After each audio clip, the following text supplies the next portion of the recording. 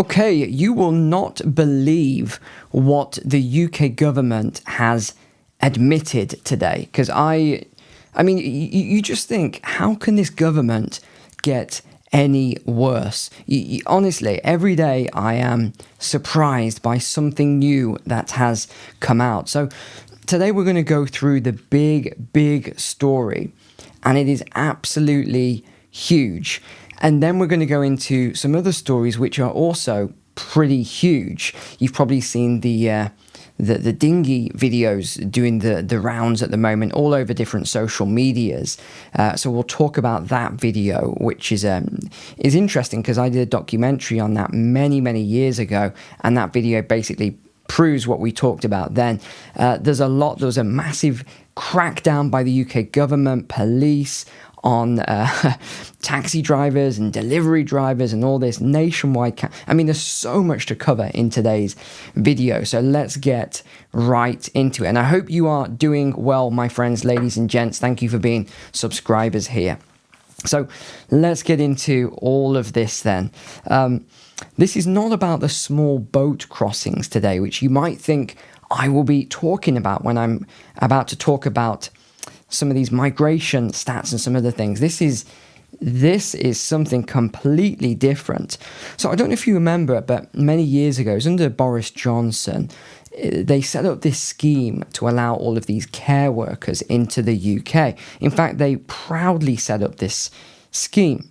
And now they have just admitted that 150,000 people that were not properly vetted, they don't know who a lot of them were.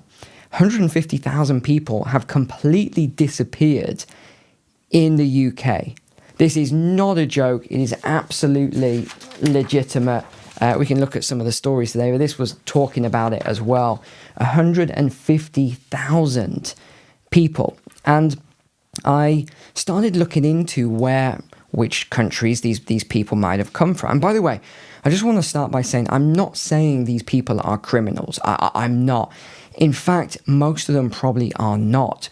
Why? Because if you pay for and you legally go through these processes to enter the country legally to work on this type of visa, you're probably not a criminal. Where the grey area comes in is that some of these people, it's now been found by a government report, were trafficked, and that they brought in lots of other people with them, family members, they say, but the report basically says that we don't actually know because we couldn't prove it. Some of the documents could have been forged and all sorts of other. It is an absolute disaster, my friends. It is a disaster. 150,000 people, by the way, that is the equivalent size of Dundee, Telford, Peterborough, Bedford. It is huge. The entire city is that sort of number. So again, just want to clarify, I don't think all these people are criminals, but what has happened, there's obviously some criminality behind it. So again, the government refused to release the data on where these people came from. So I found it out myself.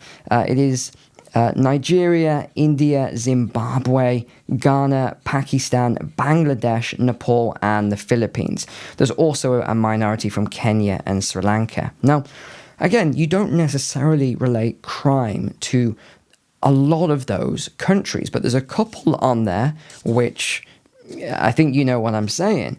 And these are the countries where a lot of these workers seem to have disappeared and brought in huge amounts of, wink, wink, family members. And by the way I got that, if you want to know how I got all that data, I just looked back over the government's stats in previous years because they wouldn't release this information, and it showed 62% were Nigerian, Indian, Zimbabwe, and then it broke up the others. So that's how I basically got the data. It wasn't simple at all. Now, this was a 2025, because I know you like the source. Give me the source, Neil. People say, give me the source. I'm going to show you the source here. So this was the source, Immigration Skilled Worker Visas, the 2024 to 2025 report. So if you want to read this very boring report, it is 36 pages long.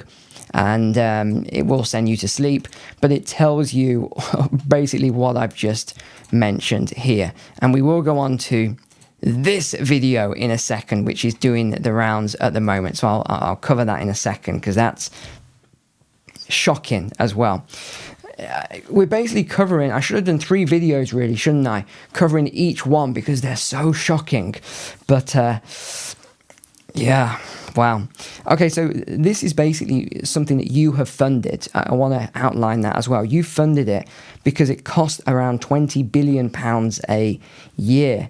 And the idea of this, I think there's good intentions behind it, but the government just, they mess everything up. What did they want to do? They actually said that the care system would have collapsed. That's what they say. The care system would have collapsed if they didn't bring this scheme in. But remember, they said that for COVID. They said, if we don't do all these emergency powers and emergency measures, set up all these tents, and they even turned the Excel Centre in London into a makeshift hospital, and they brought in ships and all sorts. They said, if we don't do it, it's going to collapse. And then there was all these undercover videos, and they were all empty. So, you got to take whatever they say with a pinch of salt. Now, the other thing, this is where I found something quite interesting. 470 of these care providers were investigated and had their licenses revoked. And these are dodgy care providers. If you actually look into it, these companies are dodgy. They were it was outright exploitation. It was trafficking. They were making these people pay illegal fees and then trapping them in debt bondage. It's pretty nasty stuff.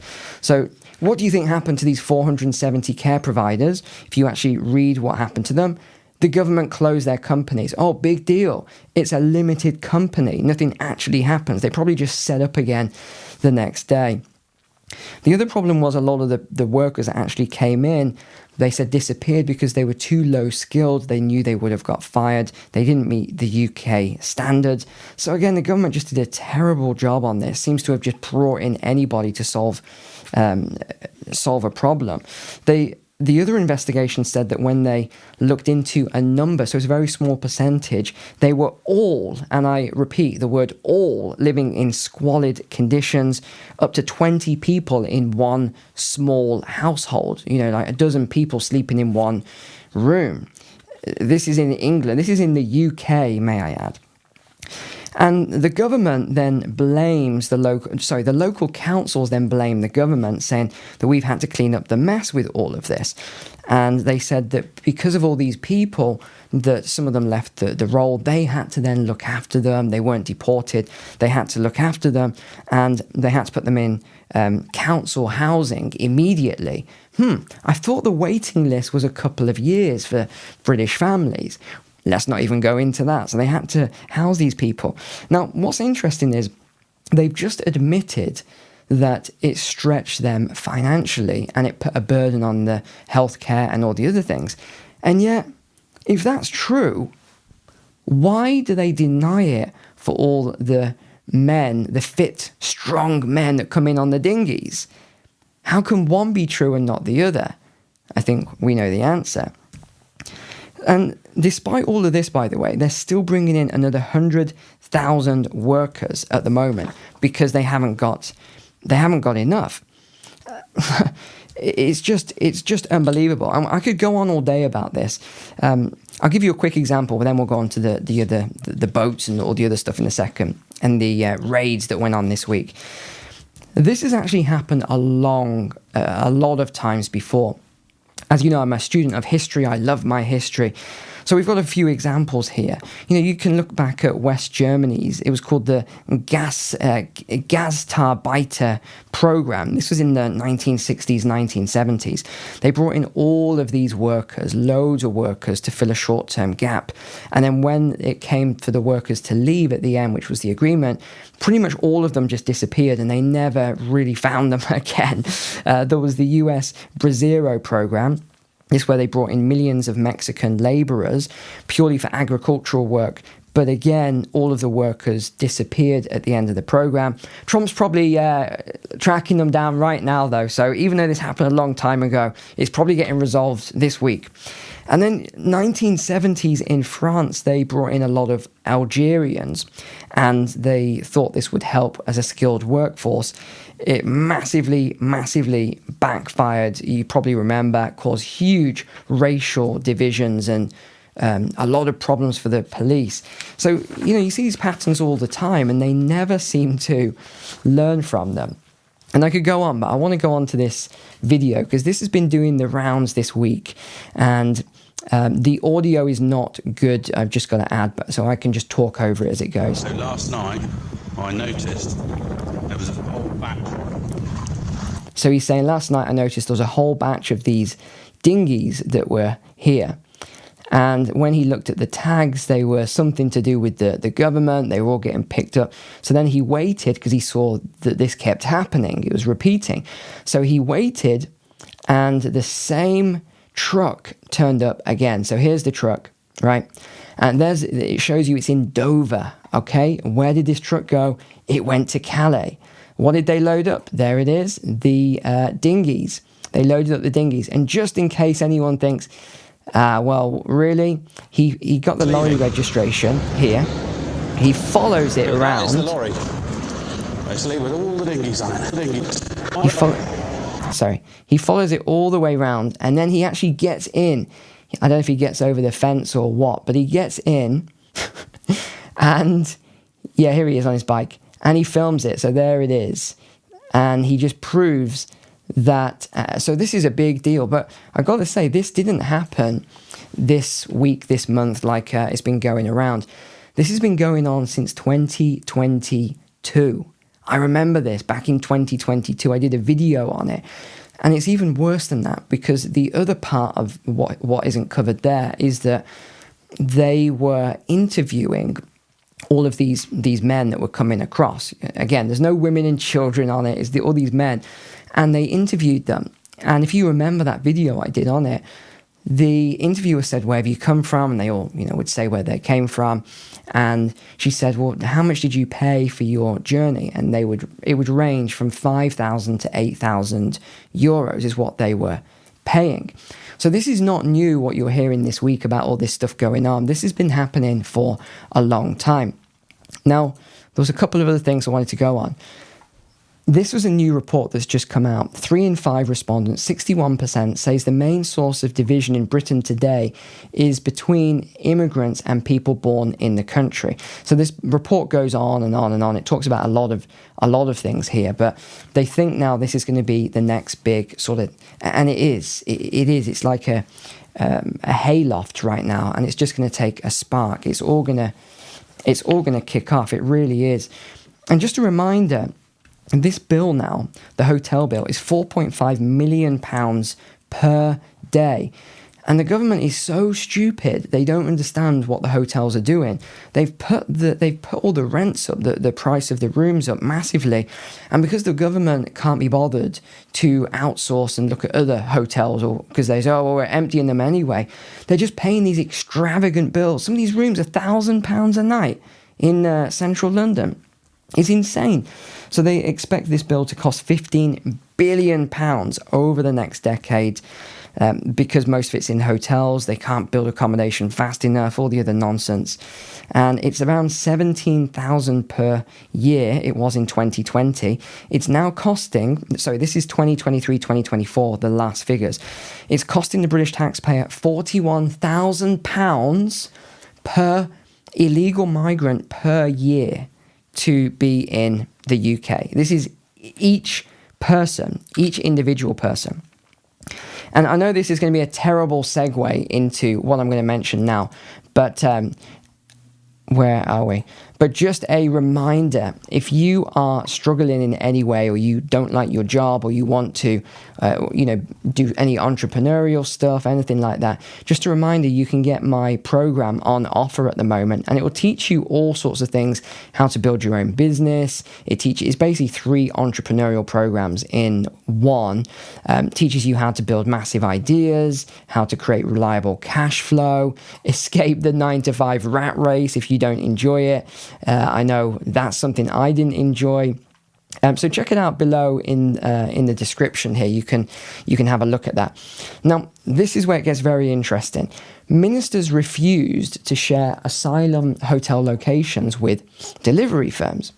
So you might say, well, why on earth would they do that? The delivery firms said, we've got all these illegals working, and I found out what they did, because I suspected this a long time ago, where I'd get into an Uber or something, and the guy looks nothing, because I can tell the difference between different people. Let's just say that. And I thought, that guy looks nothing like that picture.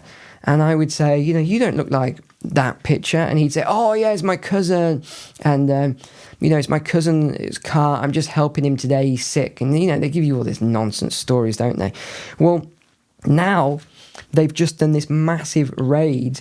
The Home Office and the police have just done this massive raid, and the crackdown was huge. And this was just in 1 week, going out on the nights. 1 week, they arrested. They stopped thousands of people. It's thousands, 1,780 people.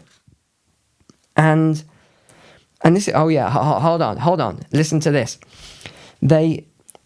They confiscated £8,000 in cash, 71 vehicles, and illicit goods worth £460,000. So I tried to find out, what were these illicit goods? No one knows. They don't want to say what these illicit goods. I think it was probably drugs. That's what I would suspect. It would make sense. It's an easy way to do it, isn't it? You put a delivery, Uber Eats backpack on, or whatever it is, and they're not hard to get, these things, and you just ride around on your e-bikes and stuff like that. So £460,000 worth of illicit goods. We don't know what that was. Main areas: Dumfries, Birmingham, London. And it's cost, they've said it's cost £5 million for this enforcement boost. What on earth costs £5 million? You've got the officers, you've got the police, you've got the Home Office. Why does that cost £5 million? Someone please drop in the comments below. Send them out, grab the people, do what you need to do. But the last thing then is this new prison program. This is laughable. Right, so what's her name? Mahmood, whatever her name, Shibabi, whatever, Mahmood. She has come out with this new policy where anyone who commits a crime, like a serious crime in the UK, and they're illegal migrants, she said, we're going to just send them on a flight back to their home country. This is ridiculous. Think about this. I don't think people are logically thinking through this. So let's say I'm from one of these countries and I'm a criminal and I'm a gang member or something like that. I can come in, commit a serious crime, whatever that is, or let's say I rob a jewelry store and I rob the store, and I, do something to the owner or whatever. Let's just say something like that. Now I'm not going to prison. I'm going to get sent back to my home country. And she said, I've got the statement here somewhere. This will be an effective strategy because deportees would be permanently barred from re-entering the UK. Huh? Does that make sense? They entered illegally in the first place. They're going to enter illegally again and commit the same crime.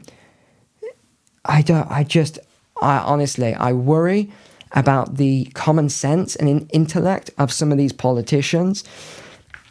And it's only going to affect some of them anyway, because it's only 15 safe countries.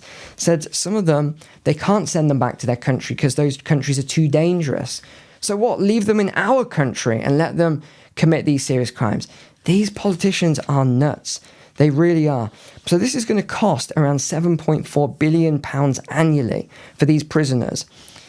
£54,000 per year per migrant. It's absolutely shocking, ladies and gents. I just don't know what is going on with this country. It's getting worse and worse. Let's roll on the next election, electing some decent leaders who can turn all of this around, I think is the best way. Thanks for being a subscriber here as well. I really appreciate you. And yeah, if you get fed up of this stuff, don't worry, we all do. And check out the course as well. I think you'll like the course in the description below, or at least just have a read through it, see what you think of it. Thanks for being a subscriber here. Take care. God bless you. God bless your family. And I'll see you on the next video. Bye for now.